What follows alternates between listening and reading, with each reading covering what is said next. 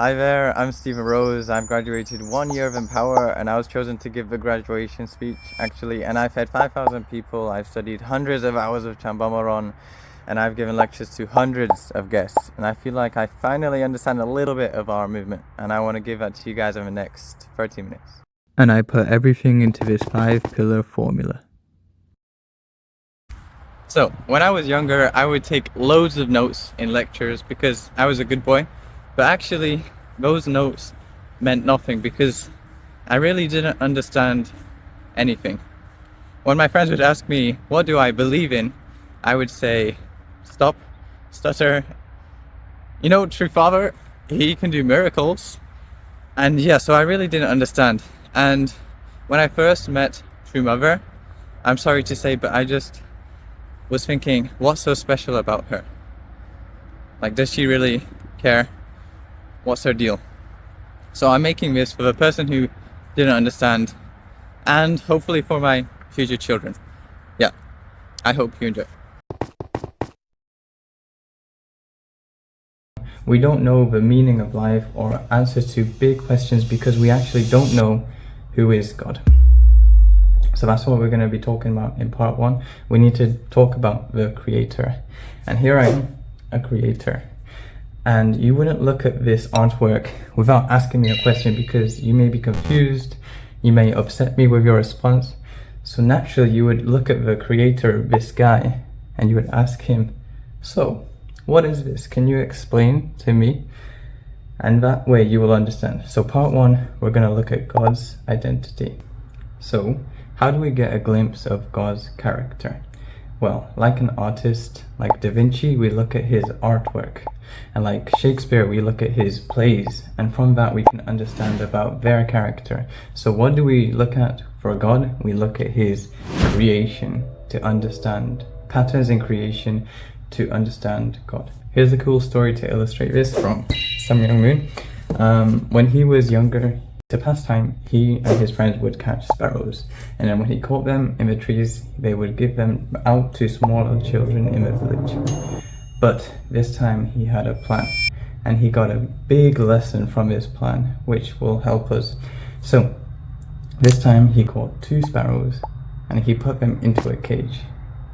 And he said, I wanted to watch them sing and express their love for each other. But when he saw their struggle, he realized this is not what God wants.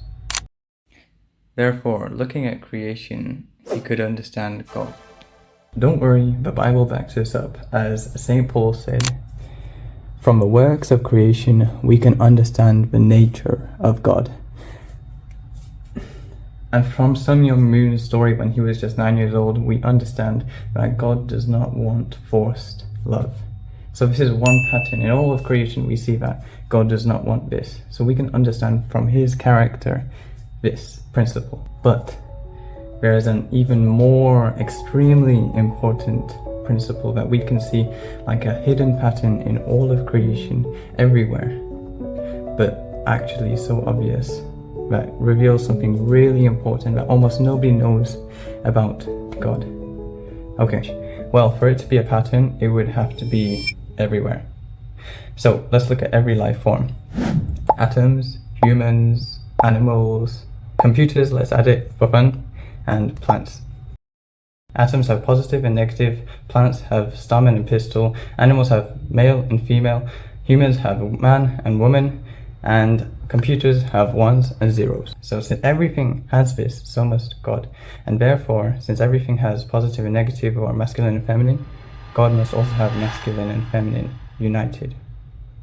And to hit this point home, it is impossible for a being to make something that they aren't. For example, you cannot make or imagine a new color. Try it. You can't. But new colors or colors outside what we can imagine do exist. For example, bees, they can see UV light, and we cannot even comprehend what UV light looks like. It's just, we don't know how beautiful it is. We can't imagine at all what it looks like because it's not inside of us. Therefore, in the same way, God cannot make something that is not a part of him. And to really bring this point home, to quote the Bible, God created mankind in his own image. In the image of God, he created them. Male and female, he created them. His own image, male and female. So this brings exciting possibilities. The way we imagined God before was actually flawed. It was missing something. Okay, God has female characteristics.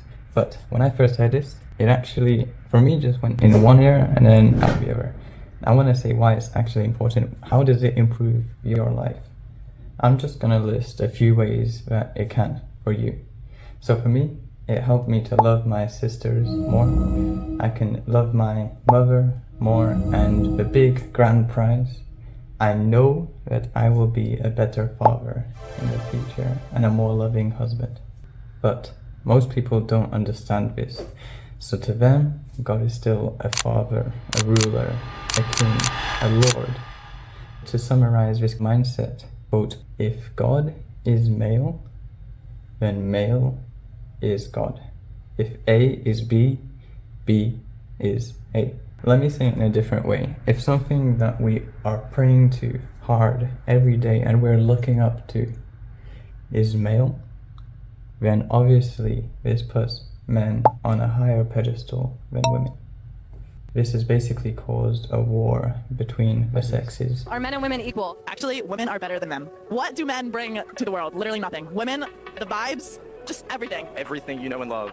If you look around the entire infrastructure of our nation, our economy, every building you walk into, the way that you are portraying your ideas and opinions is through technology and infrastructure and an economy and a nation that was not only built, but it's still maintained to this day by men. Did men allow you to have that haircut? You taking personal attacks makes me seem like the more intelligent. Okay, I understand. Validate your point, not some personal attack because Okay, I it's understand. the argument. Feminism stops whenever it's inconvenient for y'all. By definition, you are delusional.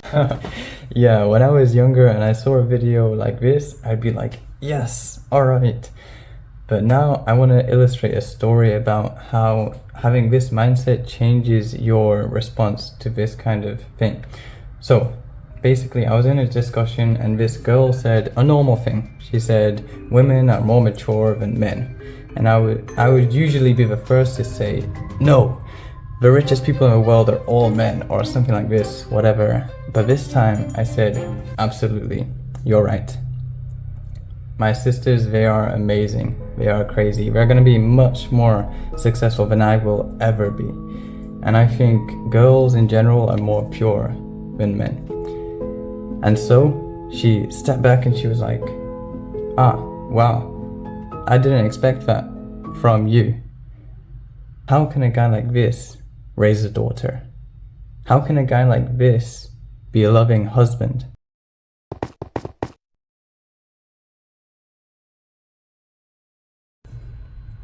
Level 2.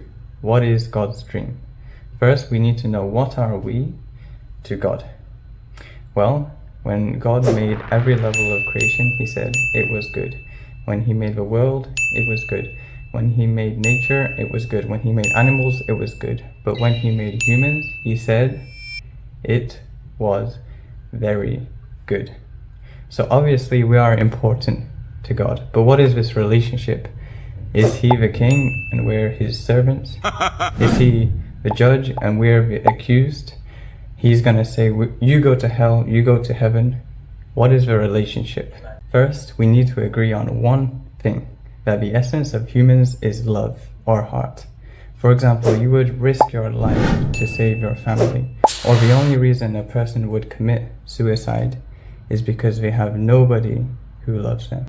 If you don't agree, you have to quit this video because none of this is gonna make sense otherwise. Okay, for those that agreed, let's go on an adventure. Imagine you get plucked out of your room right now and put into a land of emptiness where there is nothing but darkness. Not even that chair is there. But you have the power to create. Because you're hungry, first you make bananas, avocado, biscuits, the car you always wanted, the shoes you would die for, and the house you dreamed of. You're getting a little bored whilst bouncing a ball on the wall and get, aha, an idea. Dogs. And now when you throw the ball, they bring it back for you. So for a few hours, you're happy. And now you're sitting on the grass, and whilst reflecting, you run your hands through the blades of grass and realize that your heart is slowly fading away. You realize this fundamental truth. Happiness comes only when there is an interaction. A great singer in a huge stage with nobody to hear him is not happy. Even to be called a great singer, there needs to be someone to call you great. Your reflection gets interrupted by this sound.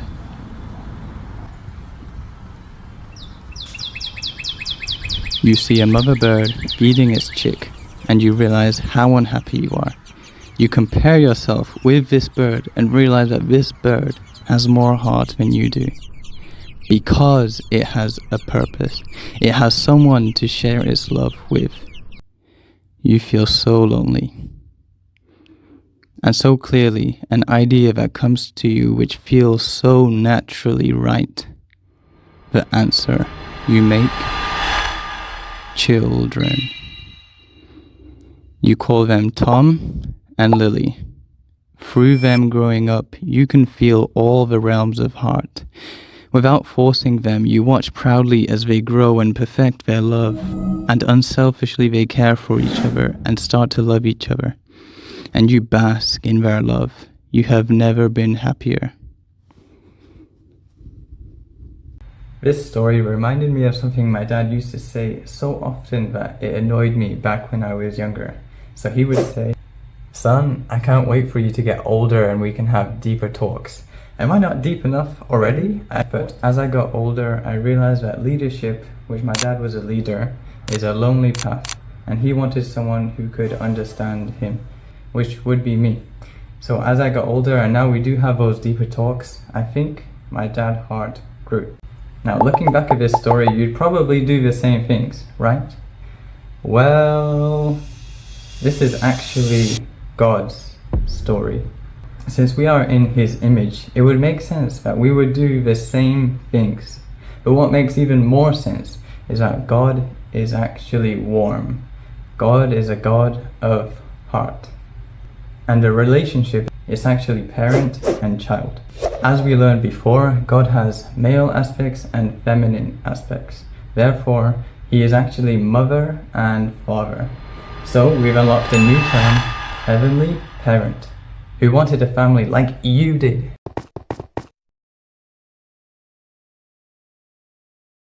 We all come from this broken family, and look at the world today.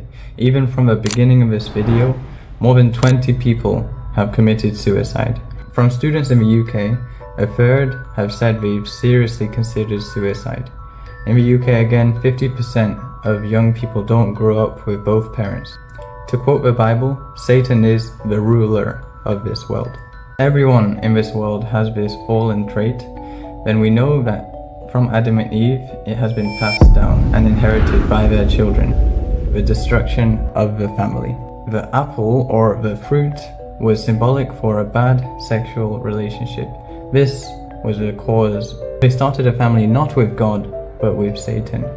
And even between each other, they started their family as teenagers. Are you ready as a teenager to start a family? I've given this lecture a few times to guests, and the night before I'm praying, please, Heavenly Parents, please let there be a tear, because I want to represent Heavenly Parents suffering from this situation. But truly, I can only fake it. I really do not understand. I think only a parent can understand what losing a child feels like. When you lose a parent, you become an orphan. When you lose a spouse, you become a widow or a widower. When you lose a child, there is no word in the English language to describe this kind of loss. It's a suffering too terrible to name. Even Jesus hinted at this whole tragic sexual relationship with the quote, "You are of your father, the devil." Honestly, this is something you have to experience. I want to tell you a story about the only time in my life that I've cried uncontrollably. And it happened after I set a goal in fundraising, which was to feel God's heart of suffering. Fundraising is where you raise money for church activities on the street. I lowered myself to the ground, then smoothly rubbed the grit that was stuck on my hands. Switzerland, 11 p.m. My eyes were in the stars, consumed in prayer, anxious for the next day. Heavenly Parent, I stated, tomorrow I'm gonna do it. Before bed, I made my promise in an earnest whisper. I will comfort you, Mother. I'm scared to say it, but my goal is 1,200 tomorrow. I was excited but anxious, knowing that tomorrow might be the day I break the program record. Another day of little sleep. I climb out of bed and turn on my team leader's phone, squinting my eyes because of a straining light. We get ready and jumped into the van. I was thinking about an experience a friend had with True Mother. He told me, I was security for True Mother. There was a surprising task I didn't know was a requirement. We had to change her pillow sheets every day because they were so damp from tears every night. Recalling this story, surprising myself, I released a tear in the van. I knew Heavenly Parent was with me and that I can do anything when that's true. I increased my goal. I'm gonna break 1,400. Drop off. I get out. I jump onto a rock and shout my goal. The next hours, Heavenly Parent was carrying me. We were flying. The team met up at a kebab shop later in the evening. I separated to go to McDonald's to count. 1,000 euros. We still had 5 more hours of fundraising. Through the night, my team leader said, You did it, Stephen. Carry on going. Push. I successfully hid my excitement. A couple hours later, it was over. I think I did it. I'm pretty sure I broke 1,400. I can't believe I did it. We did it. I love you, True Mother. Thank you. Thank you. Thank you. It's all for you. We get home a little later than 3 a.m. RIP. I pull the Velcro off my trouser pocket to count my offering and pull out a handful. Coins scattered on the floor. What? This isn't everything. I checked my jacket pocket. Nothing. Team, I need the car keys. I think I forgot something in the car. I told them. I checked in the car. Maybe it fell out. Nothing. I checked my trousers again, frantically. Nothing. Where is it? I prayed to offer the money. I gave up and retreat to my bed. Sorry, Heavenly Parent. Sorry, Heavenly Parent. Sorry, Heavenly Parent.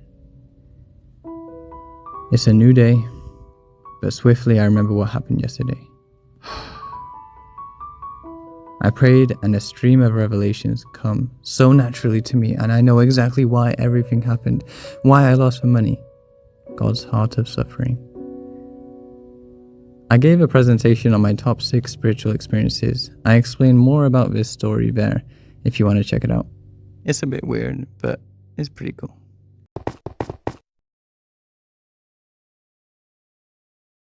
Heavenly Parent had a beautiful dream to have a family, Adam and Eve, that would grow up to maturity on their own. He wouldn't force them like robots, and he gave them a mission.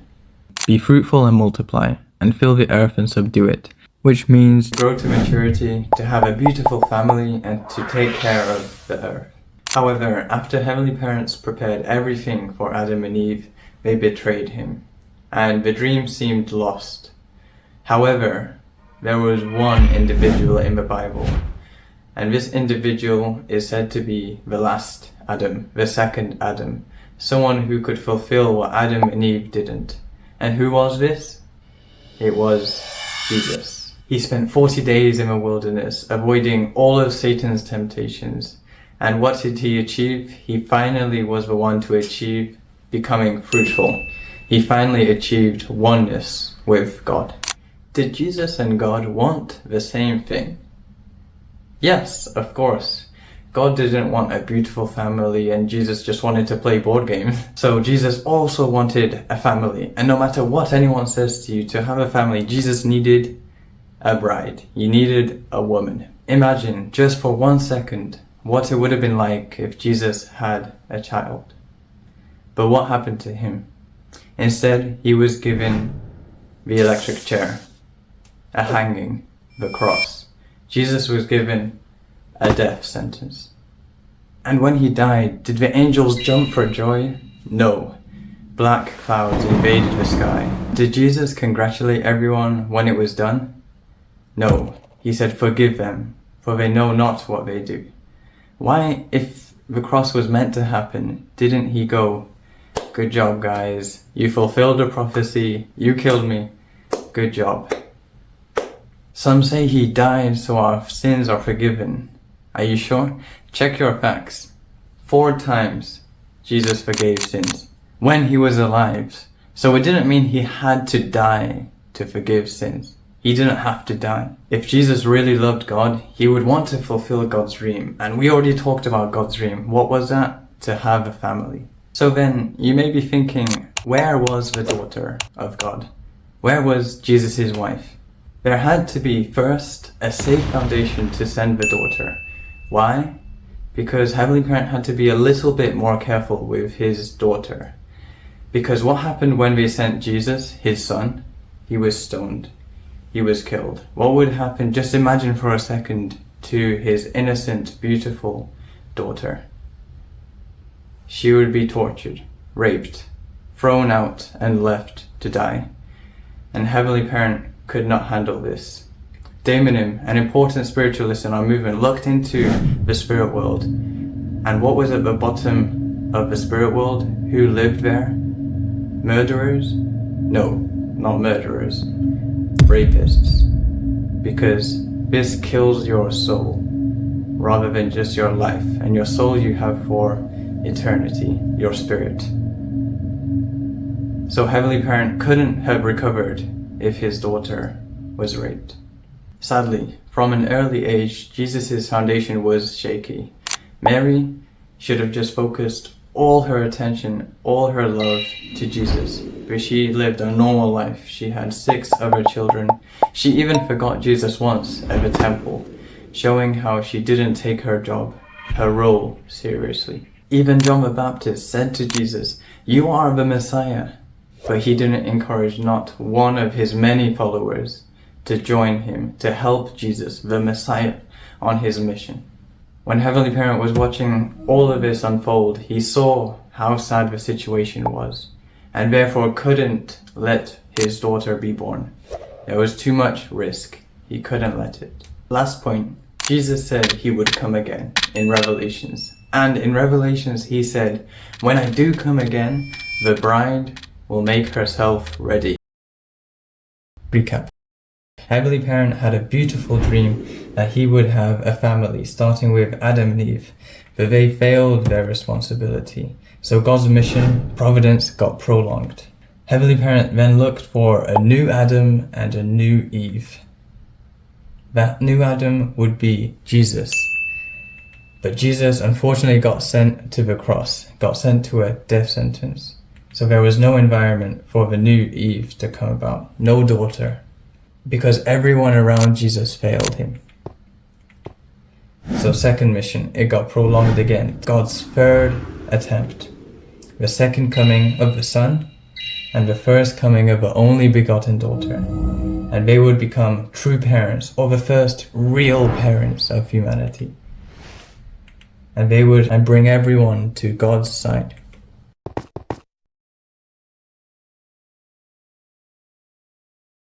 Israel was a nation chosen by Heavenly Parent, prepared through families like Abraham, Isaac, Jacob, and Moses, who chose good over evil, building a foundation for Heavenly Parent's son and daughter to come. Yet, Israel failed Jesus and Heavenly Parent. There is another nation which has been prepared over thousands of years, which has much influence over the world today, and is the birthplace of the only begotten Son and only begotten daughter, the birthplace of true parents. This country was invaded 900 times, more than almost any other nation on earth, and yet never invaded anyone else. They are a peace-loving people, a family-centered society with a tradition when a parent died, the eldest son would build a small hut by the grave and live there for 3 years mourning. Spiritualists predicted that the Messiah would come to their nation as a baby, not on the clouds. Churches hand-knitted hundreds of pairs of clothes to receive his second coming. This nation was Korea. At 16 years old, Sungmyeon Moon, the night before Easter, was in tears, praying all night. Jesus appeared before him, and gave this teenager a special mission to accomplish what he couldn't. With his disciples assisting financially, Sun Myung Moon prayed and wrote relentlessly to finish the first draft of a principle. He put the pen down and started spreading the truth to create a foundation for Christians to receive Heavenly Parent's daughter, Hak Jahan. Hak Jahan grew up with her mother and grandmother, raised to be pure. The family moved when she was just a child to an isolated island and went through severe spiritual training. As a teenager, she lived like a nun. Village elders would say, "That boy will either become a king or a terrible traitor." Her mother received a revelation that, if your baby is a boy, he will become the king of the universe, and if a girl, she'll become the queen of the universe. After her birth, her mother fell asleep. As she dreamed, she saw Satan. A monstrous demon appeared before her. "I must kill her now," Satan shouted. "Satan, be gone at once," her mother said fiercely. Hearing the screams, grandmother ran into the room to wake her up. "I must raise this child with complete devotion." In 1960, Hak Jahan and Sun Myung Moon would conduct the marriage supper of the Lamb. Together they would strive for world peace. Together they fought Satan and defeated the Antichrist of communism, which, if left alone to grow, would have brought about a world without God. As the new Adam and new Eve, they grew to perfection individually. Sun Myung Moon went through a labor camp for 3 years in Hyungnam prison. If a prisoner died at dinner, others would run to scoop the rice out of his mouth due to the lack of food. Sun Myung Moon completely united with Heavenly Parent. Hak Jahan grew up in direct dialogue with Heavenly Parent. She was raised understanding that God was her parent, more than her biological mother was. Then they would have a family and bless other couples to create a pure lineage. They became rulers of the natural world by traveling over 200 countries, placing creation back under God's control. To conclude this epic story, I want to give a story of my own. At the dinner table, I was feeling cocky. I consistently pushed my dad, asking him, "What if true parents are lying? What if they are fake? What if they are not messiahs?" He finally snapped back, "Son, even if all my life was a lie, everything I believe is fake, then I still have lived the best life I could have." I jerked back, surprised by the statement. I deeply understood that what he said was true. So to conclude this video, I really believe that me and my future wife together are going to change the world. I have a dream that our children will grow up in the nation we built as second gen. I have a dream that True Mother will die proud and happy in this nation us second gen have built. Okay, I hope you enjoyed this video. And there are different videos on this channel, more practical videos about my personal spiritual experiences. I think you should check them out.